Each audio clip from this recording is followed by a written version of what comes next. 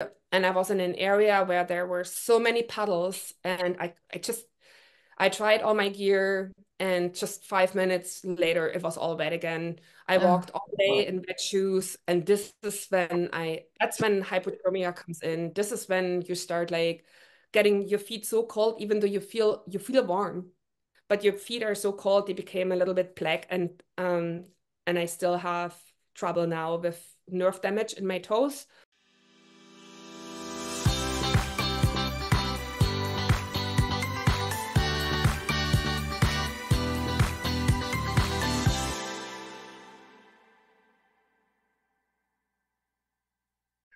Hello, everyone, and welcome to another wonderful episode of Let's Move Canada. We're your hosts, Dana and Luigi from the Canadian Health and Fitness Institute. And today we'll be joined by adventurer Mel Vogel about what inspires her to stay active and also what it means to be healthy to her. And before we introduce Mel, let's start by saying today that this podcast is brought to you by the Canadian Health and Fitness Institute, whose mission is to make Canada the fittest nation on earth by 2030. And to this end, of course, our podcast aims to raise awareness about physical and mental health. And now, the moment obviously you've been waiting for, Mel Vogel. Mel is a solo adventurer, fearless at that, who took on a journey a few can even imagine. Born in Germany and now a proud Canadian, Mel is set out in June 2017 to walk the entire length of the Trans-Canada Trail, an epic 28,000-kilometer trek from the Atlantic to the Arctic and all the way to the Pacific. With her loyal companion Malo, a spirited yellow lab, by her side, Melanie became the first woman to conquer the incredible challenge. After 5 years of braving the elements, pushing her limits, and discovering the soul of Canada, she triumphantly reached the finish line in Victoria, BC. Get ready to be inspired by a story of adventure, perseverance, and unbreakable spirit. Mel, welcome, and thank you so much for being with us today. our first question for you is we want to know a little bit about you, where you grew up, where you're from. Tell us about your childhood and were you very active as a child? All right. I grew up in Kamenz, which is a small town in Germany. And back then I grew actually up in East Germany, which was then under the communist system. I was 14 years old watching on TV when the Berlin Wall came down in 1989, not really understanding what was happening and the impact it would have for our lives. So during my childhood, sports, especially competitive sports, was extremely important in East Germany. And we were pretty well known for winning the most medals per capita during the Olympics. And I will have to be fair to add to this that this all happened because there was also an extensive doping program involved during this time. Then I started school. Talent scouts would come and check us out and see where there is athletic potential for competitive sports, and those selected were sent to specialized sports schools to be trained for the Olympics. And I was a good swimmer, not good enough to be sent to a sports school, but I took part in competitive swimming from grade 1 onwards for the next 4 to 5 years, winning a few medals. And yeah, so that was my life from grade 1 to 5, approximately. And sport was also an important part of our physical education in school. And the bar was set pretty high to get good grades. No? And back then the political system was so well structured that um, we didn't feel forced into any of those activities, sport activities. I, for example, love to compete, and I loved doing sports. So yeah, was I active as a child? Yeah, yes, throughout my entire childhood. As I said, competitive swimming first, and then when that stopped, I started doing athletics, gymnastics, speed walking. I did not cooperate this in my hike across Canada. Orienteering, and then handball, where I also competed on the provincial level for medals for a while.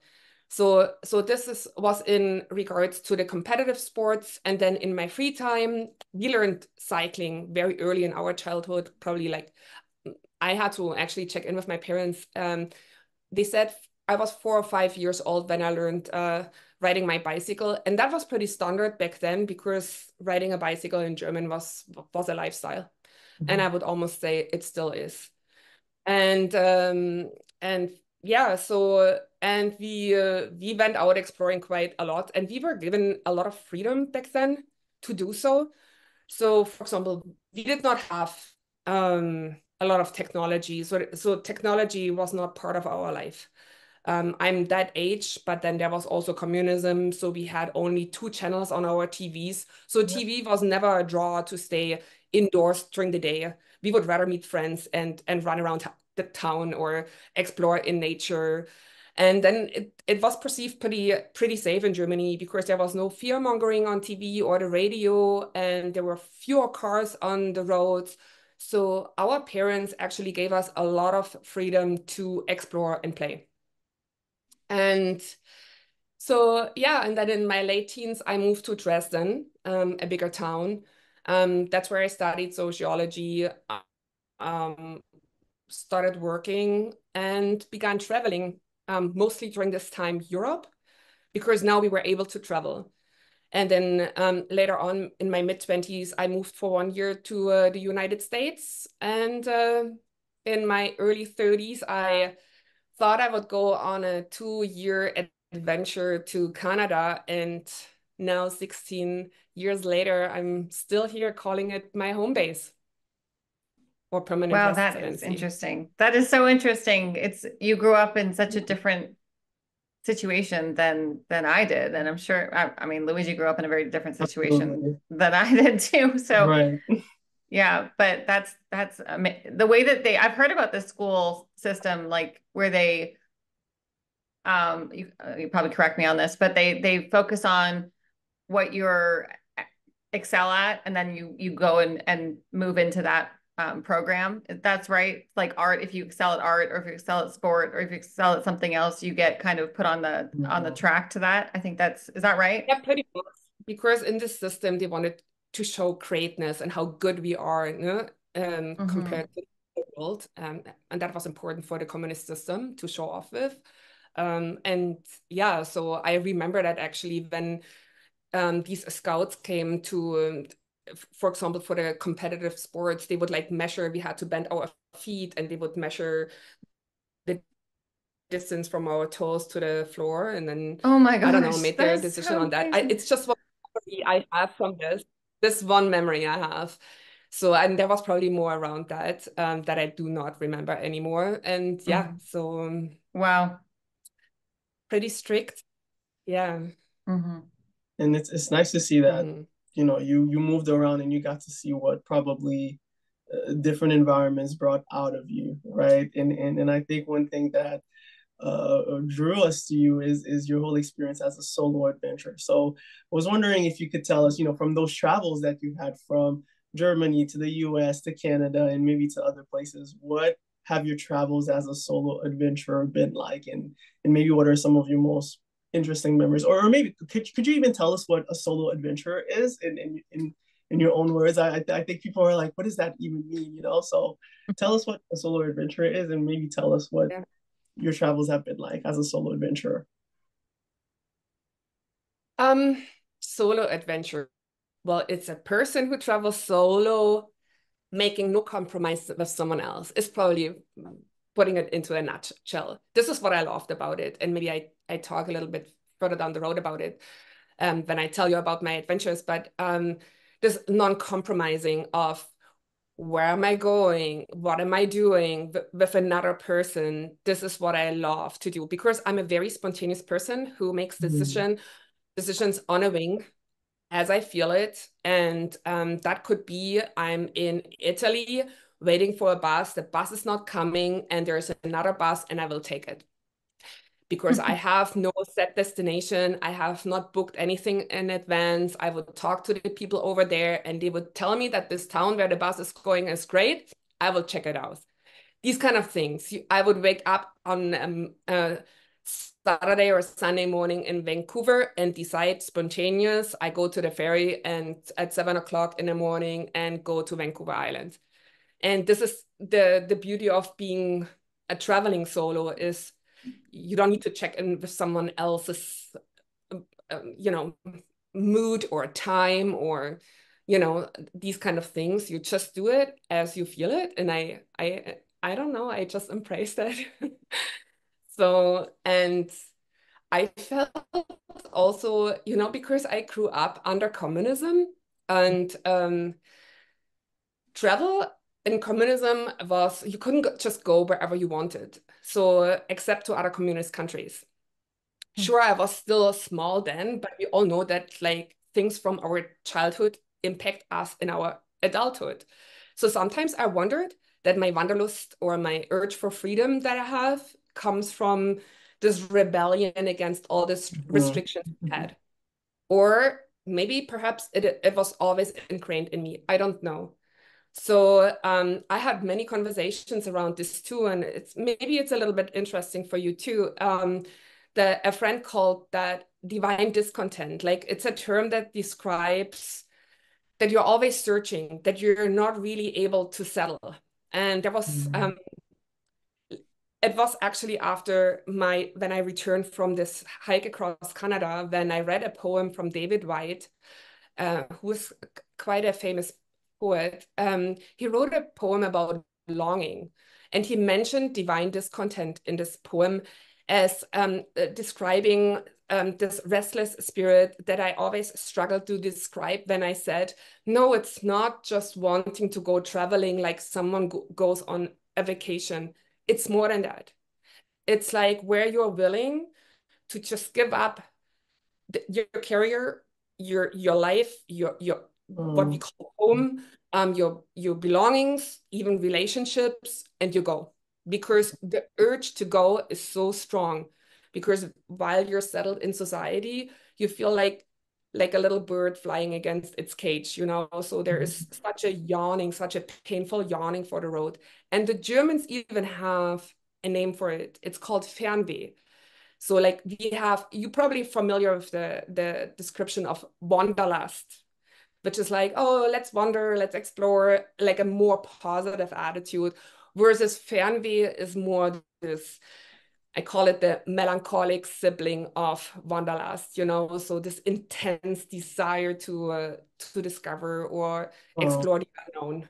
So and this is what always drove me out. This is what drove me to explore Europe in the beginning, and then later on the US, where I would work in Washington, D.C., or close to Washington, D.C., and then save up all my money. And I do this to this day, save up all my money and then go. And there I took Greyhound buses from the East Coast to the West Coast and all the way back, stopping in random places because that's what Greyhound buses would allow you. Like in Tennessee to see Elvis Presley's grave in Graceland, or you know, so random stops like this, or yeah. So and then later on, I decided to move to Canada. Not I actually took a vacation 3 weeks to see if I even like it, and then yeah. So when I came to Canada, I had like nothing. Like I had nothing lined up, no job, no place. I had booked a hotel on Hastings Street. You're probably familiar with this area. Oh yeah. Often enough in the news. And I booked it online, so I had no idea how this hotel looks, pretty run down in the neighborhood. And this was my start of living in Canada or in Vancouver. But I found pretty quick work, pretty quick a place to live, bought an old Dodge Caravan, and then started again, having a bed in the back of the caravan, traveling, exploring bits and pieces of Canada, went all the way down to the US, 3 times to Burning Man, you know. And then in 2011, I decided I want to see more. And that was when I started my world travel for 2.5 years. Wow. And that's amazing. Wow. Yeah, and that was so cool. Like I started with India, where everyone suggested not to start with India because of the culture shock that I may have. But I was so glad that I did, because it opened up a whole new world of spirituality and new flavors and new colors. And Mm-hmm. it was so amazing. And then from then on, I went to Nepal, where I hiked my probably biggest hike before I hiked the Trans-Canada Trail, which was only 10 days, a 10-day trek. I had some altitude sickness up there. And yeah, and then went to Vietnam, where bought spontaneously, didn't plan that, an old Russian motorbike, traveled 2 months through Vietnam on that. Even people said, yeah, you shouldn't do this alone as a female. But it was always good, you know. I always trusted, I don't know, trusted the universe, or trusted the people that I met on the road, that Mm-hmm. they mean well. Sure, you always find sometimes people that are a little suspicious, but you get a sense of this, you know. You have still to carry a certain responsibility with all of this. And for me, it was always easy to go. Leaving was always easy. Returning is the bigger problem for me. Even now, settling back after the Trans-Canada Trail, settling back into society is a much bigger task for me than to just go. Even that is a task too, Wow. right? Because you prepare for so many things. So Right. Right. Yeah, that makes a lot of sense. I mean, you're so used to seeing something different every single day, and being in a different place every single day, and meeting new people, and then you're in this, get into a routine. It's got to be a huge shift. So what inspired you to take on the Trans Canada Trail? Because that is a mhm. project. um, I think what was most inspiring, because I love to be out there and explore, was its length. When I read first about the Trans-Canada Trail in the library in one of the travel magazines, it was still in the making. And by the time I decided to go, it was about 24,000 kilometers long. And it has now grown for another 4,000 kilometers. So now we're talking 28,000 kilometers. Yeah. So back then I was like, this trail is so long, it's a good excuse for me to be out there for a long time. Little did I know that a long time meant 5 years instead of 2. I again planned only 2 years, but that's Wow. also because first I wanted to only walk from the East Coast to the West Coast, but then because I wasn't ready for the North, but then I decided to also do the Arctic Ocean. That was not my first plan. And then the pandemic hit, and I was stuck in the Yukon for 1.5 years, right? So I started to and I did the trail without being what we call an avid hiker, right? So I had I had to learn about ultralight hiking gear, which I was not familiar with. You know, I was just still in I didn't have all this knowledge about proper gear, survival techniques. And that's what I had to learn in 10 months. I did a wilderness safety course, I did a survival course, learned so much about ultralight hiking, which now, after being so long on the trail, I'm an not uh, a, an overly fan of it. I'm not quite sure if I say this right, because of the weather that you're dealing with, and the many terrain that I walked on. So there was that. And but for me, it was also I had inspirations. For example, I followed adventurers like Sarah McKee, who walked from Siberia to Australia. Or there was like Lillian Elling. So I love these kind of books, who walked from New York City to Alaska with a knapsack, you know. Wow. So long trip. So, and I was like, okay, Wow. maybe I'm not really in for such grand adventures, but I can do Canada. Well, and because I thought, okay, I feel pretty safe here, except for the wolves and the bears, and the small matter of surviving a Canadian winter. But you know, so um, I I felt I can do this, and with the preparation that I had and everything, like I felt well equipped I learned a little bit the hard way along the way that I wasn't, but that's another story. We can talk about this Oh, later. I wish we could talk to you for hours right now. I'm loving this. Yeah. So, and the trail is amazing because it's not just like the Appalachian Trail, which is like a nature path, you know. This one is a multi-use trail. So it's on water, it's on converted rail beds. It goes through the forest on natural trails. It is also on roads, which I didn't like so much. So it has a lot of diversity. So it encourages also people to use it in many different ways, like running, walking, cycling, paddling. There's Diane Whalen who did the trail also about the same time as I did, a little earlier. She cycled, paddled, and hiked the trail. And I decided to just hike it. So I left the water trails out during these moments. I had to step back on the roads to go around.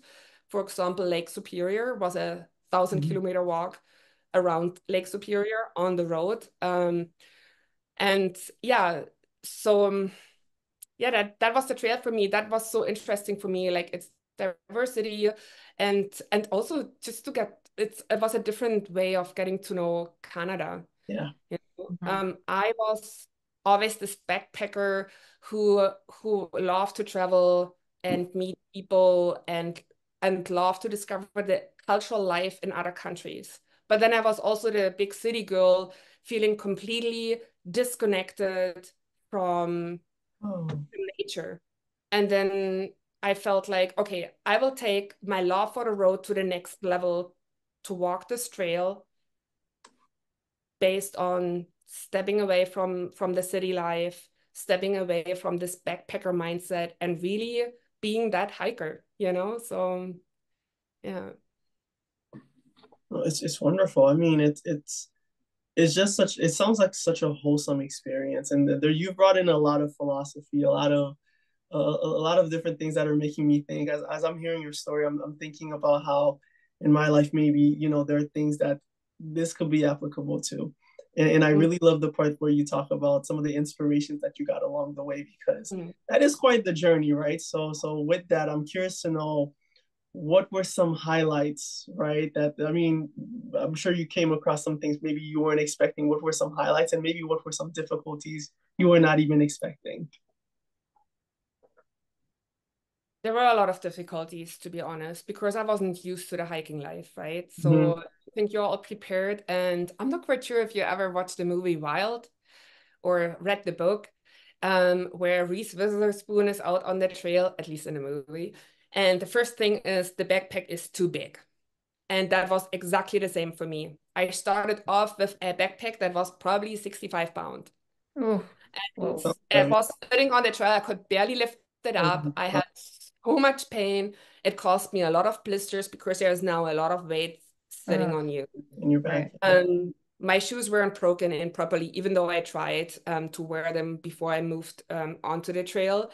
Um, there were so many challenges, for example, with the elements and the length of the trail. Forever on, I felt like I was on the East Coast, and I felt I will never reach the West Coast.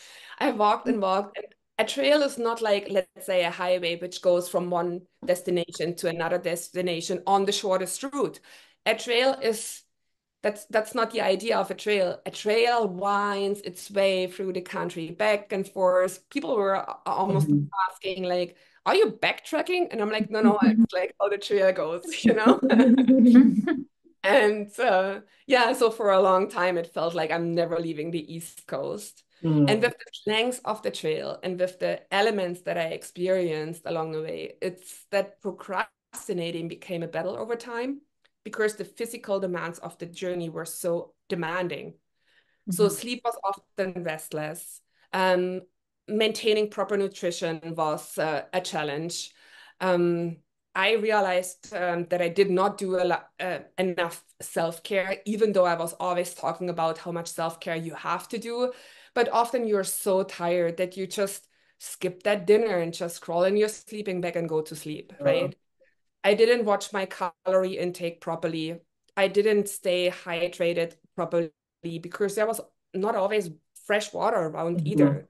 Mm-hmm. Ensuring proper electrolyte levels or Yeah. simple stretching after a 30, 40, 50 kilometer walk, I didn't do because so often I was just so tired.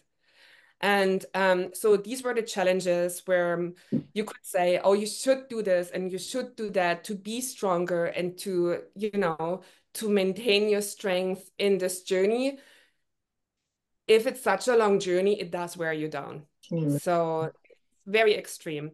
Then fear was a constant companion. So especially in the beginning, when this was all new to me, sleeping alone in the woods, Mm. hearing strange noises around my tent, sounds, cracking of the woods, where I'm like, whatever's out there, please don't let it come to my tent, you know? Oh my gosh. Oh, really yeah, scary? that would, Exactly. So whoa. these kind of things that I had to deal Yeah. with.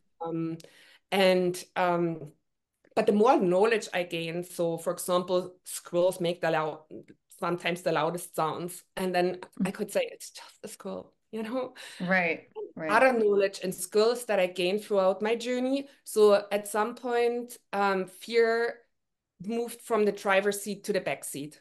Okay. You know?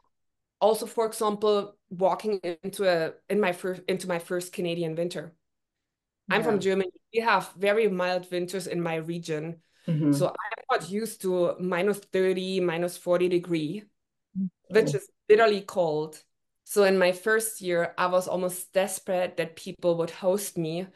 I would knock on their doors asking if I can pitch my tent in their backyard, hoping they would say, don't worry, come in, we have a room. And so often they actually said that. So Oh, that, wow. yeah, and that was my first year.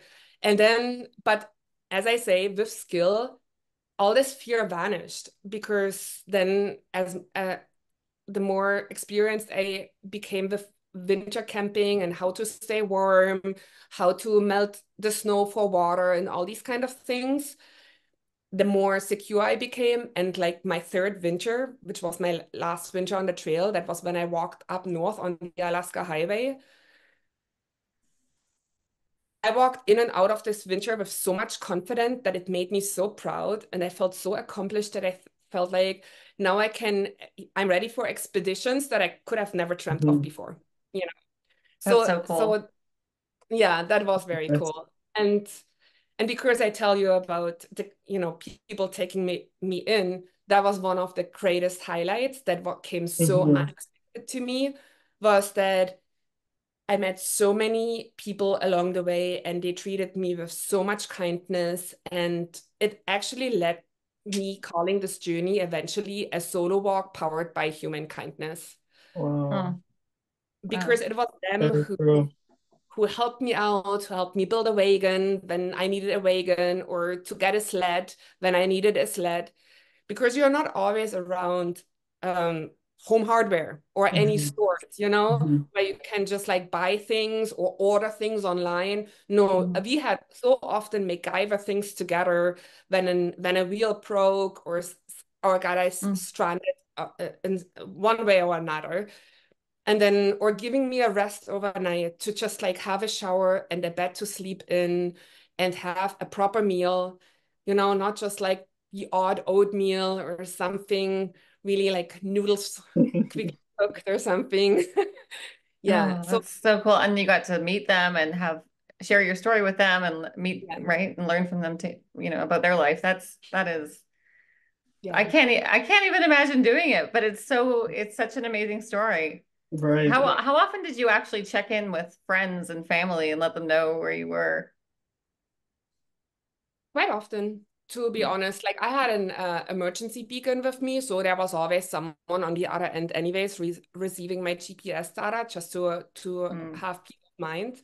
Mm-hmm. But a lot of places across Canada have cell phone service, and we all have a cell phone, even me as a hiker, because I was all prepared with bringing a camera and all these kind of things. And I met a guy in the store, and he said, "Screw that.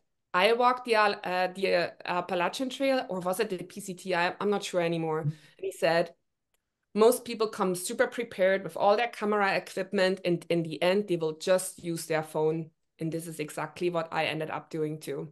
And so you have your photo on the hand, and you can check in with Wi-Fi, with internet. And so often it was there, so I could like chat with my family overseas on WhatsApp or with other friends while I was walking.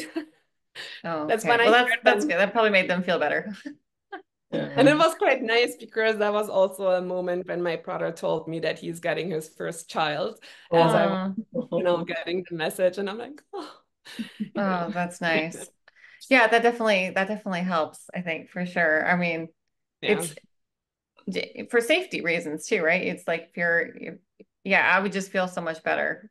Also knowing Just if it knowing. were, my friend Oh, out I there think an that emergency beacon, like walking so partially so remote across Canada, I think it's a must. Where, Mhm. if you go on expeditions into the bush somewhere, you should have an emergency beacon. I think that Yeah. is Yeah, no, for sure. How do you keep warm in -30? Nice. didn't keep much Gosh. warm in my first year because I still had an ultralight tent, and just one sleeping bag, one sleeping mat, a tiny little cooking pot. And that all changed after I talked to a polar explorer, and he said, okay, this is what you need. Because I'm like, how the heck are you keeping your face warm? I feel like my eyelids are freezing when I lay Yeah. my head down, because an ultralight tent has so much space between the fly and the ground, right? So all the cold air would constantly come in. So I invested into an expedition tent as I was on the trail. I found sponsors, for example, Buffin, they would give me a down suit. I bought another sleeping bag. So I doubled up my sleeping bag with a summer sleeping bag inside. I had two um, sleeping mats, one with a higher R value and one just to have a level or a layer between your sleeping pad and the ground. I had a much bigger cooking pot now to be able to melt Mhm. snow. Um, and then yeah, so and it actually worked. I was warm as I was in the tent. The only moments when I could get really, really cold is when setting the tent up. Because I made still the mistake to often walk way into the evening. So in winter, as soon as the sun sets, it becomes Okay. bitterly cold, no? And then it Mhm. has to go also quickly. But you're sometimes in spots where you have to pack the snow first with your oh my goodness, now I forgot the name. Snowshoes, with your snowshoes. So you have to pack the snow and contact. Sometimes the snow, when I try to anchor, even with a dead anchor, like there is a dead man's anchor, lots of different things you can do, and it would not hold, or it was too icy. And so you had to weigh actually down your tent to secure it. So it became a little bit of a struggle here and there, and then it became really long to settle in, and that's when I got really cold, like in my toes and in my feet. Hmm. But overall, when I was in the tent, it was not too bad in winter, to be honest with you. So as long as you are That's amazing. out of as soon as you're out of the wind, and Yeah. Hmm. yeah, and in your sleeping bag, it's actually quite warm. And I'm sure the wind made it even worse. It just makes it even colder than it actually is. So, oh, Yeah. I can imagine. The Oh, the moment when I actually really damaged nerves in my foot through almost like a, a like freeze. frostbite? Yeah, Oh, it was no. more of a frost nip, not quite frostbite. That was Okay. in a shoulder season when it's fall, but it's just becoming winter. So it's snowy and rainy and slushy. And I was in an area where there were so many puddles, and I tried all my gear, and just 5 minutes later, it was all wet again. I Oh, walked all day in wet shoes, and that's when hypothermia comes in. This is when you start like getting your feet so cold, even though you feel warm, but your feet are so cold they became a little bit black, and I still have trouble now with nerve damage in my toes in some Oh, of them. So Oh, that's also part of the learning, going on a journey like mhm, that. oh, mhm. that Mhm. sounds so painful. It's pretty tough.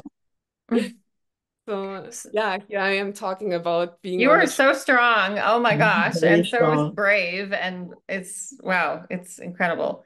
So what are your plans for the future? Where do you want to go next? So far, I'm actually don't think too much about the future. Um, because right now I'm really, really enjoying the presence.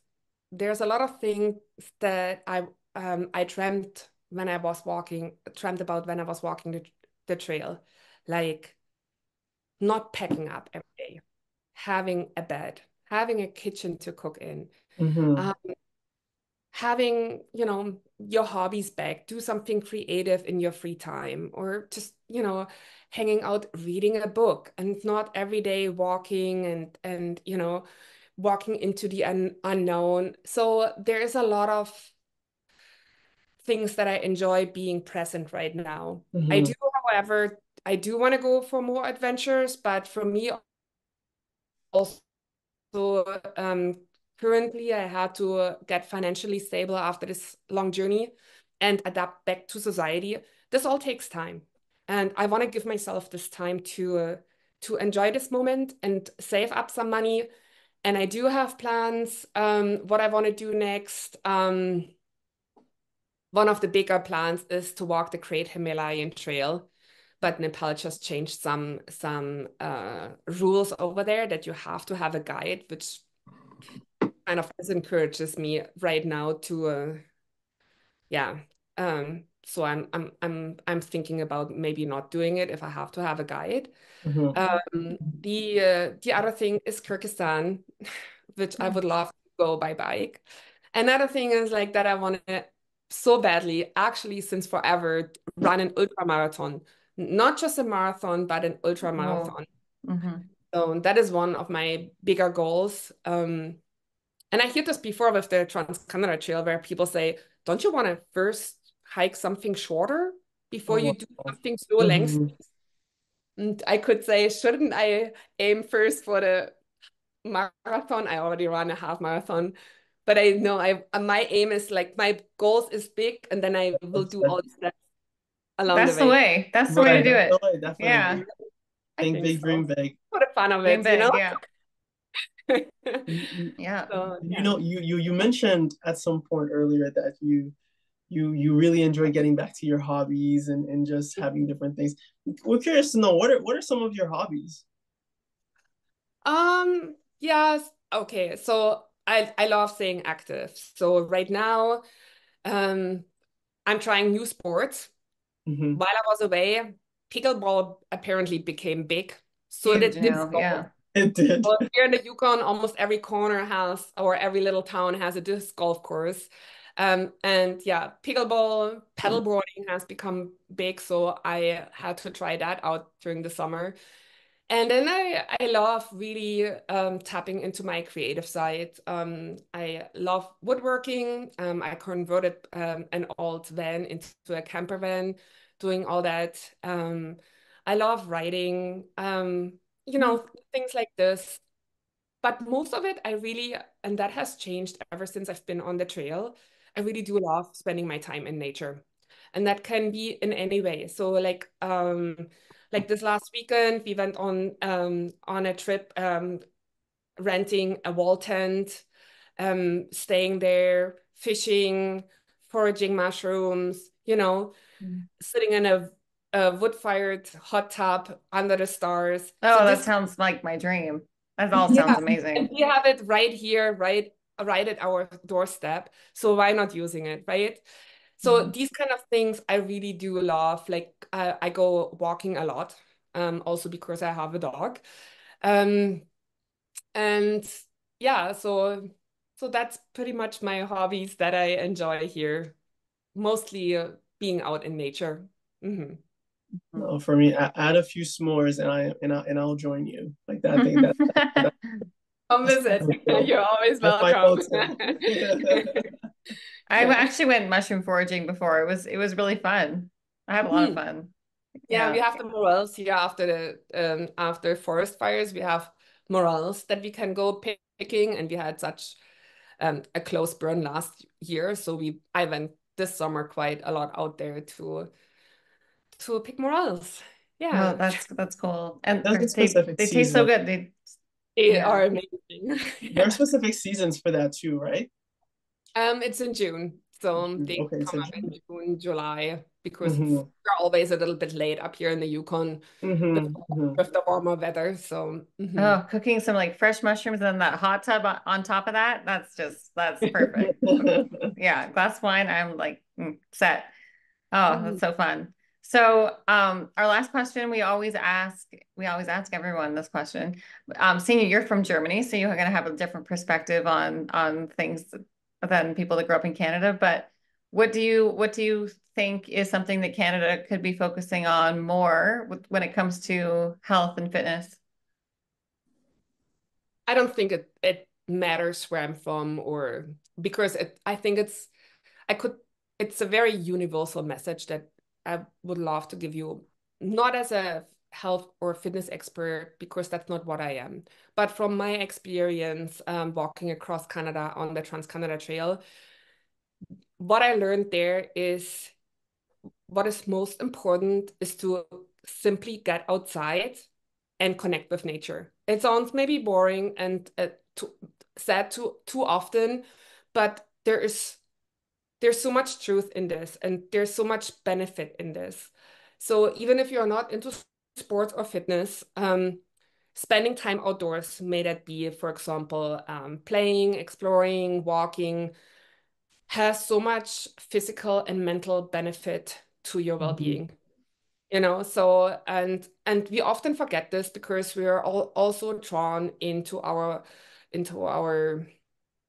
fast-paced, technology-centered, or would almost say cell phone obsessed lives.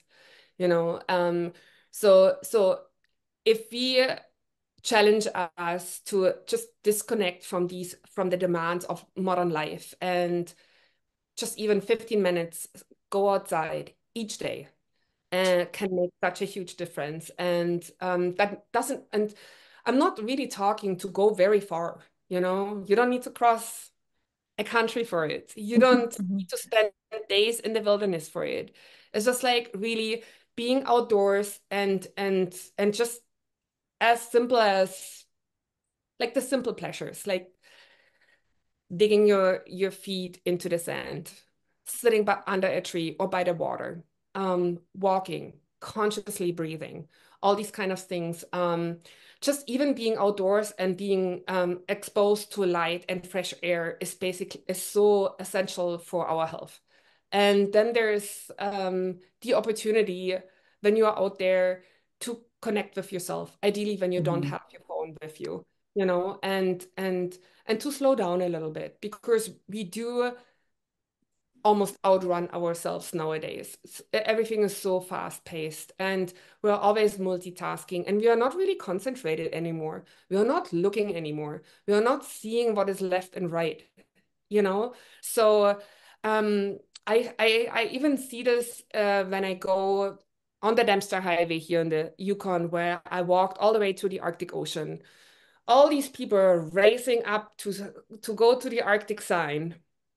And I wonder how much do they really see along the way. Mm-hmm. Mm-hmm. That is, and that is maybe an extreme example, but this is the power of walking.